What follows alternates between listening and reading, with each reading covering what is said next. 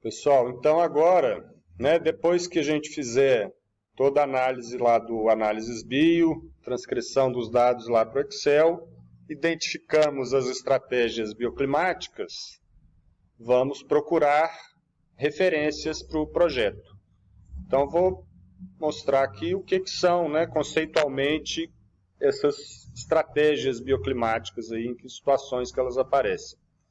Esse slide é eu copiei, já mostrei ele para a aula passada, identificando aqui a zona de conforto, né, os limites e características dela. Então, a zona de conforto vai aparecer lá na lista das estratégias bioclimáticas, é uma das zonas da carta psicrométrica. Aí aqui o que a gente vai ter, a única preocupação que a gente vai ter quando estiver nessa zona é a preocupação de controlar a radiação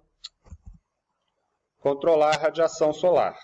Então, basicamente, a gente pode deixar, né, janelas abertas, contato do ar interno com o ar externo, mas a gente precisa controlar a radiação, porque debaixo do sol vai ser mais quente. Então, vai, né, nos tirar dessa zona de conforto. A zona de ventilação, né, ela é definida quando a temperatura está um pouco mais alta, acima dos 29 graus, e quando a umidade vai subindo também. Então, quando a gente encontra os pontinhos do gráfico, né, ou os trechos das retas de normais climatológicas, nessa região da carta psicrométrica, a ventilação é uma das estratégias adotadas.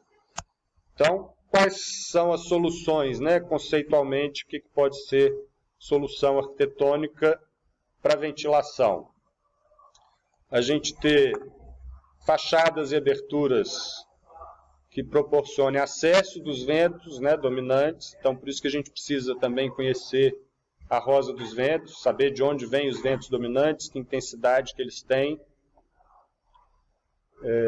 E aí proporcionar aberturas, né, em fachadas opostas para que o vento possa circular por dentro da edificação e fazer a ventilação e, né, refrescar o ambiente interno. Então, a ventilação ela já está associada aqui com temperaturas mais elevadas ou com umidade relativa mais elevada. Ela serve para remover a umidade do ar também.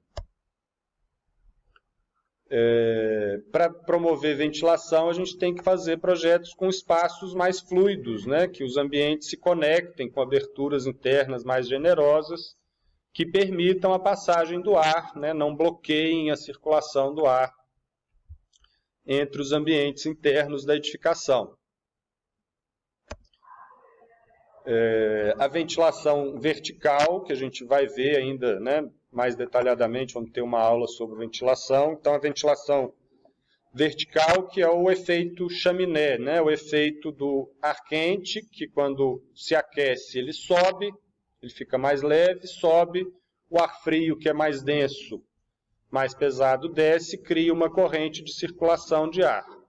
Então, como o ar quente sobe, é legal a gente sempre ter, sempre que possível, né, ter aberturas na parte mais alta da edificação para promover essa circulação do ar, a saída do ar quente. E com a saída do ar quente, a gente vai captar um outro ar, normalmente mais fresco, e ter um alívio de temperatura no ambiente. Direcionamento do ar, né? Então, como que a gente pode tirar partido de elementos arquitetônicos, sejam reentrâncias do próprio volume da planta do projeto, ou elementos, né, do telhado, cobertura, enfim, saliências do projeto que proporcionem o direcionamento do ar para dentro da edificação, ou mesmo num contexto urbano, né, a disposição da edificação dentro do contexto urbano, de modo que ela tem acesso aos ventos. Depois vai ter essa zona de resfriamento evaporativo. Isso aqui vai aparecer quando a gente tiver situações em que o tempo está mais quente e o ar mais seco, né? Essa região mais baixa da carta psicométrica é uma região de baixa umidade. Então, se a gente tem baixa umidade, a gente vai ter que proporcionar evaporação para promover mais umidade e para poder também aliviar o calor, porque a temperatura, né, a região mais à direita do gráfico indica temperaturas mais altas. Então, resfriamento evaporativo a gente consegue, né, arquitetonicamente, propondo jardins, né, pavimentação não, né, o piso externo gramado com vegetação em vez de cimento, concreto, né, que são situações mais quentes, são superfícies que vão absorver mais calor, porque as plantas, né, vegetação, vai ter sempre o efeito de evapotranspiração. Elas puxam a umidade do solo, quando o sol incide sobre elas, evapora essa água, leva umidade para o ar e ameniza a temperatura também. As árvores também fazem sombra, né, tem o efeito de evapotranspiração. Então, essa umidade vinda da vegetação vai colaborar também para ter um ambiente interno um pouco mais úmido e um ar mais fresco. Outras soluções possíveis são usar mesmo a água, né, em situações que, né, as superfícies do projeto estejam muito aquecidas, a gente pode usar a água para retirar o calor, aí usando a capacidade térmica da água, né, em contato com as superfícies. O exemplo, né, de telhas cerâmicas ou paredes de adobe, enfim, arquitetura de terra, ela tem muito esse efeito, porque a porosidade da cerâmica e da terra, elas absorvem muita água e se incide, né, o sol incide nessas superfícies, essa umidade evapora e retira o calor do material, então tem um efeito de arrefecimento também. Então é usar água, né, usar a umidade, vapor d'água. Um artifício, né, possível em algumas situações é usar a vegetação, né, nas paredes, né, paredes verdes ou tetos verdes, que também vão ter esse efeito, né, sempre usando a capacidade térmica da água de transportar o calor, a capacidade que a água tem de reter e mudar o calor de lugar, né, através da evaporação, e retirar o calor do ambiente. No que a água evapora, ela vai trazer mais umidade para o ar também e aliviar a secura do ar, né? Usar espelhos d'água, né, para também o efeito da evaporação. Você vai estar levando umidade para o ar e o vento vai levar essa umidade para ambientes internos. Então, usar espelhos d'água, usar fontes internas, contribuem para esse efeito de resfriamento evaporativo, né, que é quando o gráfico indica pontos nessa zona da carta psicométrica. O uso de massa térmica para resfriamento. Massa térmica é a inércia térmica. O conceito de inércia, não sei se vocês lembram lá da física, né, o conceito de inércia do movimento, que é a capacidade dos corpos se manterem no seu estado de movimento, né? Seja em repouso, ele vai manter em repouso. Quanto mais massa ele tiver, mais difícil vai ser tirar ele desse repouso. Ou se ele está em movimento, para parar esse movimento, a gente vai precisar de mais energia quanto maior for a massa desse corpo, né? Então, a inércia térmica, por analogia, é essa capacidade que os materiais têm de reter o calor e de manter a sua temperatura. Então, quanto mais pesado for um material, né, uma parede, um fechamento, uma laje, um piso, maior vai ser a capacidade desse material de reter calor e de se manter nessa temperatura. Ele vai precisar de mais energia para poder alterar a sua temperatura, Então a gente pode lançar mão disso. Usar a inércia térmica significa usar a massa dos materiais como um armazenamento térmico, né? Então isso pode ser usado no caso do resfriamento, aí isso vai se aplicar, né, em locais mais quentes e mais secos, que você vai segurar o calor do lado de fora. Então a gente vai precisar de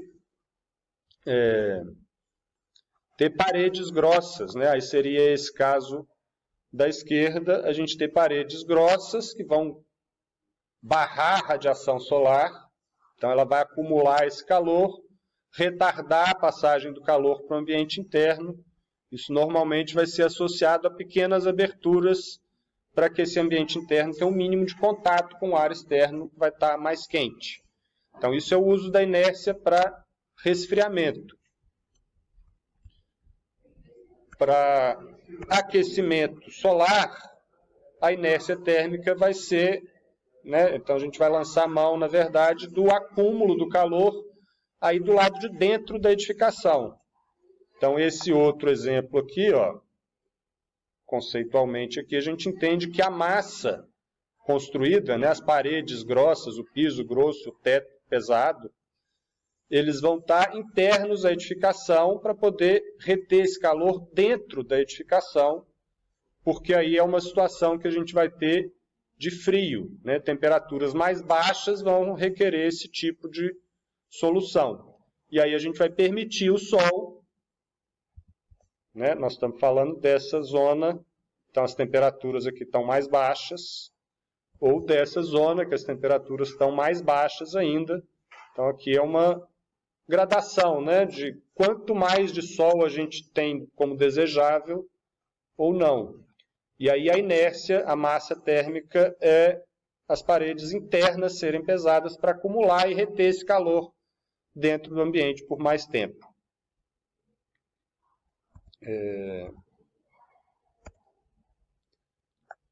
O aquecimento solar passivo, aí ele vai acontecer mais, né, com mais intensidade, vai ser mais necessário nessa zona da carta psicrométrica, quando as temperaturas estão ainda mais baixas.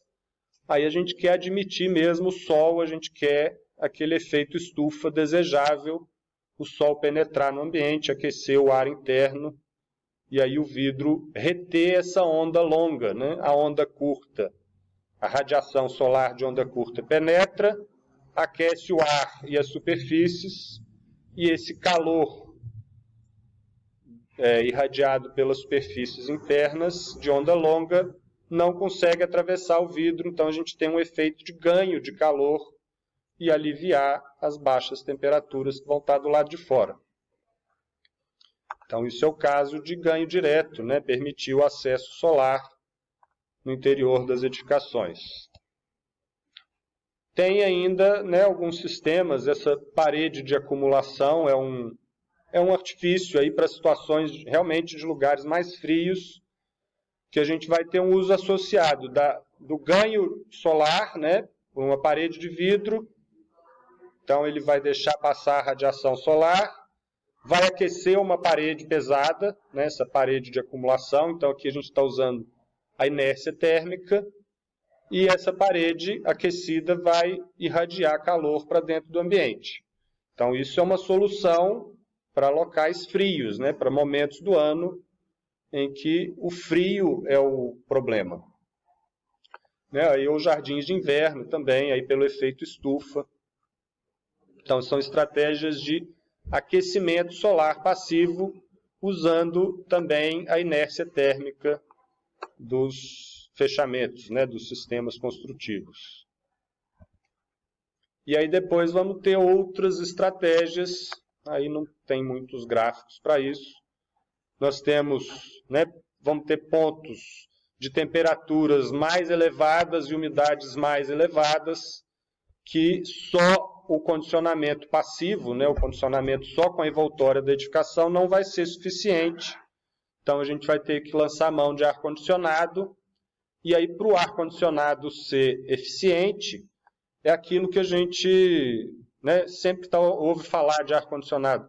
Fecha as janelas, isola, termicamente os fechamentos para poder não ter perda de calor através dos fechamentos e nem através da troca do ar. Então a gente tem que isolar o ambiente interno, evitar ventilação e evitar paredes finas, né, superfícies muito finas que vão trocar calor com o ambiente externo. É semelhante ao que acontece com o frio, né? Quando os pontos do gráfico estão nessa zona mais à esquerda, né, que aí é uma situação de frio, vamos precisar de aquecimento artificial e aí também vamos ter que reter o ar interno, que vai estar mais quente do que o externo, então temos que evitar a infiltração de ar e temos que evitar as perdas por condução. Perda por condução significa usar paredes com isolamento térmico.